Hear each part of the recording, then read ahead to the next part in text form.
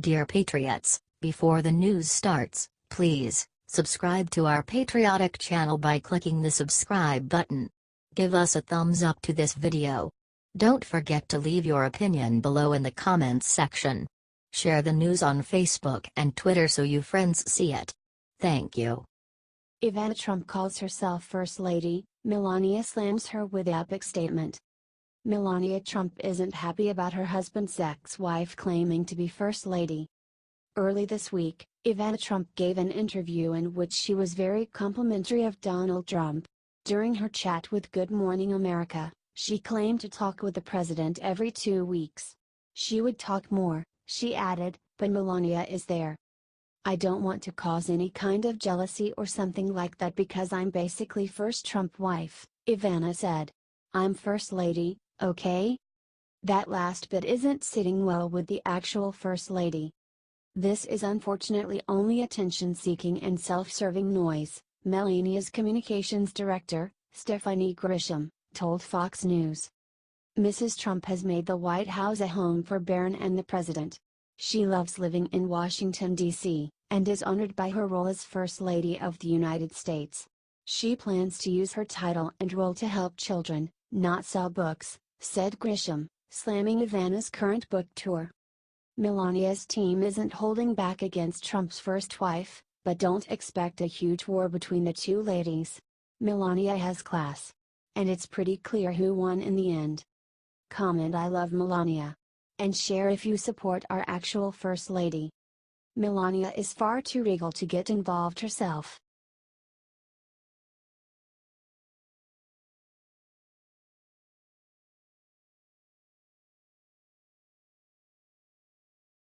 Uh-oh. What ESPN's Stephen A. Smith just admitted about NFL kneelers is music to President Trump's ears. This Sunday, Vice President Mike Pence showed true respect for our military by standing up and leaving an NFL game when players took a knee during our national anthem. As expected, Vice President Pence was instantly attacked by leftists, especially those at ESPN. The issue was discussed on ESPN's First Take Monday morning and one broadcaster was forced to admit the truth that has liberals furious. Trump is winning. Stephen A. Smith admitted that Trump has successfully hijacked the issue and is winning the national anthem argument. The president has successfully gone about the business of hijacking the issue, Smith said, complaining that President Trump has turned a protest that was supposed to be about police brutality into a debate about patriotism. He is the one that's winning because he's turned this into something that the players didn't intend to. So they're going to have to find a different mechanism to have their voices heard, because Trump has won this round. Smith claims that Trump is fighting this fight to get back at the NFL for not letting him in the club. The fact is, President Trump takes this issue personally. He has such a deep love and respect for our military and he won't sit back and let these NFL players disrespect them. No matter how many times these protesters want to try and deny it, this is about our military and our flag. They say that they don't mean to offend our soldiers, but that is exactly what it does. And if it offends our military, you better believe it's going to offend their commander-in-chief.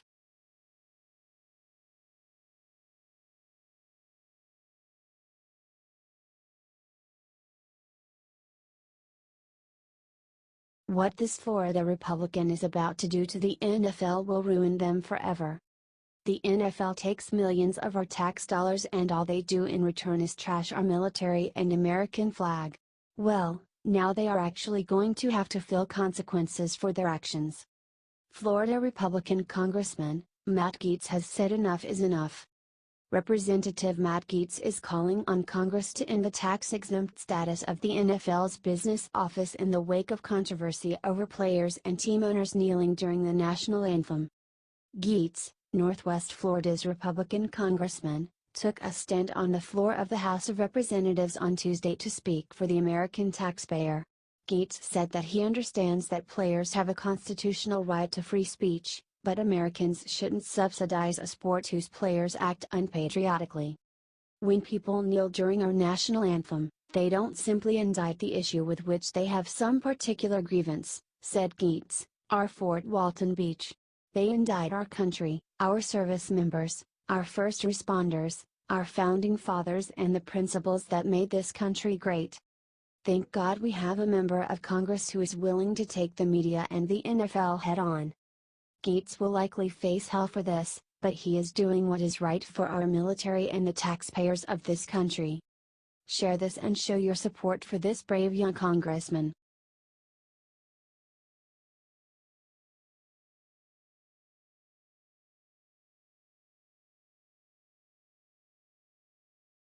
Young black girl walked up to Mike Pence. What he did next made the entire room scream. Vice President Mike Pence traveled to Las Vegas to respect the victims and honor the heroes after the deadly mass shooting. He called the shooter pure evil. The most amazing thing happened when he left the stage, though. This young girl walked up to him and did something incredible. This is something that the media will absolutely not show you. We have a wonderful vice president we have. It's so sad that the modern day media can't ever show this side of our vice president. He also gave a marvelous speech.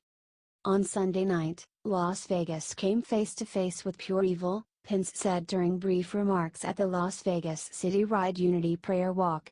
But no evil, no act of violence will ever diminish the strength and goodness of the American people. 58 people were killed and 500 were injured. It was a very sad day in Las Vegas. The Bible tells us that the Lord is close to the brokenhearted, and this will be our prayer for all of you, Pence, accompanied by his wife, said. We do mourn with those who mourn and grieve with those who grieve. But we do not grieve like those who have no hope. Because heroes give us hope.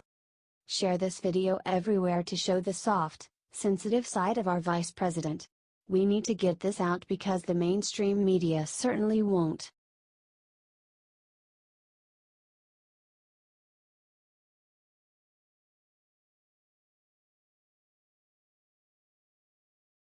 After trashing our president, the Puerto Rico mayor just got slapped with ultimate karma. Puerto Rico's governor has now launched an investigation into food and water supplies after Hurricane Maria. If you remember, the only thing that the San Juan mayor brought to Puerto Rico was TV crews. Ouch! Governor Ricardo Rossello then promised that there will be hell to pay for any mishandling of supplies after the hurricane. Rossello said that 65 to 75% of drinking water has been restored. We're still, obviously, needing to do more. So, for example, we know we're delivering food to all of the municipalities, and water. There were some complaints that water in some places was not getting to the people, so I ordered an investigation, Rossello told the network. If there is a place, a locality that is not delivering food to the people of Puerto Rico that need it, there's going to be some hell to pay. It would seem that he is referring to the San Juan mayor who didn't even have the decency to meet with federal officials over hurricane relief efforts, said Daily Wire. This woman is a DNC doofus.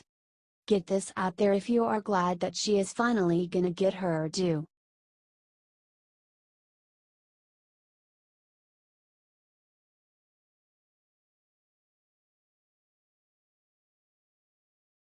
Hours after attacking Trump, Senator Corker just got struck with awful news. Senator Bob Corker, RTN, has said some awful things about our president. He then said that General Mattis and Tillers are the only thing keeping us from falling into World War III. As a Tennessean, myself, it is disgraceful that Bob Corker did this. President Donald Trump took him apart. Here is what Corker said the other day about Trump. How insulting. Now, the law is taking him apart. The real drama that faces Corker is the fact that he is at the center of an FBI criminal probe. According to Roger Stone, in May 2016 the Wall Street Journal reported that Corker was being investigated by the FBI and the SEC. They are investigating him for insider trading with CBL and Associates. He has also made a lot of money in foreign stock trades at the same time that he has been on the Senate Foreign Relations Committee. He has made 92 trades worth $945,000 in stocks from 29 companies in January 2014 and April 2014. You can read the entire report here. Don't let Senator Corker blow smoke up everyone's ass by insulting Trump. He seems to be in trouble. This is why we need to drain that swamp ASAP.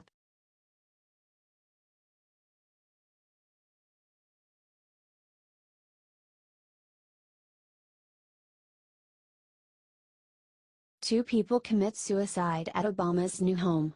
See why inside. Congratulations are due for the Obamas.